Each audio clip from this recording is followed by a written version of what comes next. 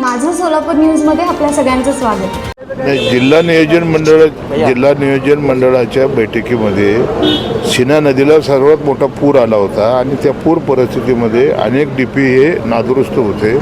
या संदर्भामध्ये मी पालकमंत्री महोदयांना सांगितलं की ते डीपी ताबडतोब लागले पाहिजे. पालकमंत्री महोदयांनी त्यांना तशा MSEBच्या अधिकाऱ्यांना सूचना केलेल्या आहेत.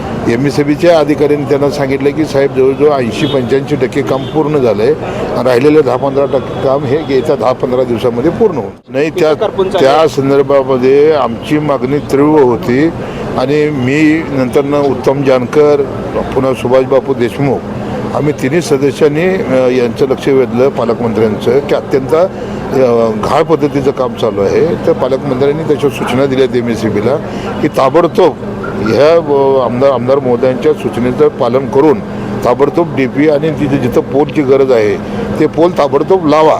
त्यामुळे ते आता काम करतील. तसं नाही, पराभवाचा सामना असा नाही. निवडणुकीमध्ये हार पराजित ही होत असते.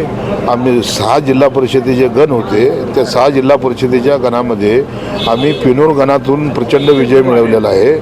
आम्ही आष्टी गणातून विजय मिळवलेला आहे. माझं सोलापूर न्यूज या यूट्यूब चॅनलला सबस्क्राईब करा आणि बेल आयकॉन प्रेस करायला विसरू नका.